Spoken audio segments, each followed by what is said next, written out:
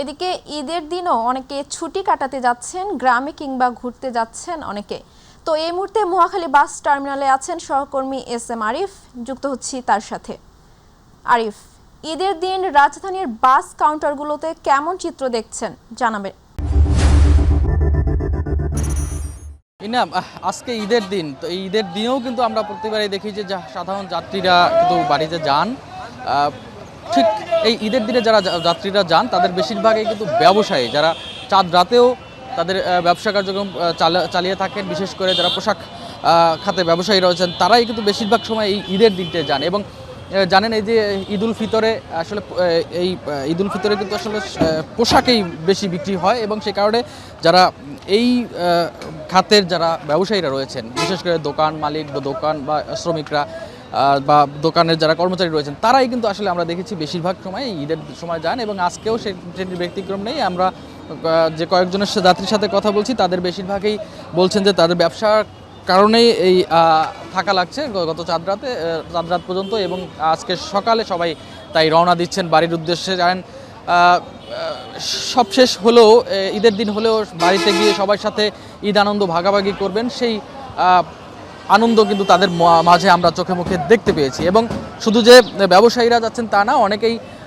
ঈদের দিন যাচ্ছেন, অনেকে বলছেন যে তারা টিকিট পাননি, এবং পাশাপাশি অনেকে বলছেন যে ভিড় এবং স্বাচ্ছন্দ্যে যাওয়ার যে তারা স্বাচ্ছন্দ্যে যেতে চান, সেই স্বাচ্ছন্দ্যে যাওয়ার জন্যও কিন্তু অনেকে আজকে বা গতকালকেও আমরা দেখেছি, আজকেও সেই স্বাচ্ছন্দ্যে যাওয়ার জন্য অনেক যাত্রীরাই কিন্তু যাচ্ছেন। এবং অনেকের সাথে কথা বলেছি, অনেকে আসলে চিকিৎসা করাতে ঢাকায় এসেছিলেন, তারাও অনেকে এখন বাড়ি ফিরছেন।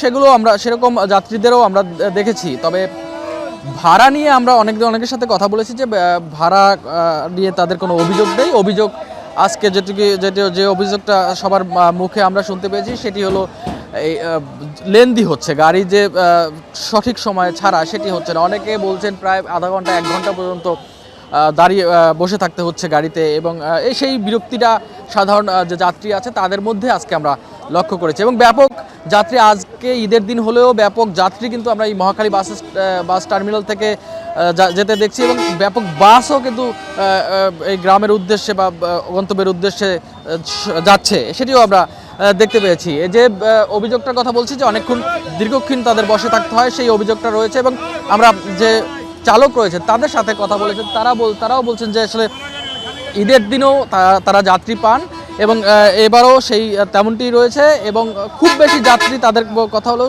কথা মতে খুব বেশি যাত্রী তারা পাচ্ছেন না। এবং ভাড়া যেটি বলেছে যে ভাড়া নিয়ে কোনো অভিযোগ নেই যাত্রীদের মধ্যে, আমরা এখন পর্যন্ত পাইনি। তারা বলছেন যে সরকার নির্ধারিত ভাড়াতেই তারা আসলে নিয়ে যাচ্ছেন। তো এই যে অবস্থা ঈদের সময় আমরা প্রতিবারেই কিন্তু এরকম অবস্থায় চিত্রটাই দেখে থাকি, এবং এবারও সেটি ব্যতিক্রম নয়। আমরা যতটুকু জানতে পেরেছি অন্যান্য যে বাস স্টেশনগুলো রয়েছে সেখানেও কিছুটা ভিড় আছে। এবং ঈদের দিনেও হলেও বাড়িতে গিয়ে যে ঈদ করবেন বা পরিবারের সাথে আনন্দ ভাগাভাগি করবেন, সেই তাড়না কিন্তু সবার মাঝেই আমরা দেখতে পেয়েছি। এবং তারা খুবই উচ্ছ্বসিত, যদিও একদম শেষ সময়ে যাচ্ছেন তারা বাড়িতে, তারপরেও কিন্তু খুবই তারা উচ্ছ্বসিত যে বাড়িতে গিয়ে অন্তত সবার সাথে কিছুটা হলেও এই আনন্দ ভাগ করে নিতে পারবেন।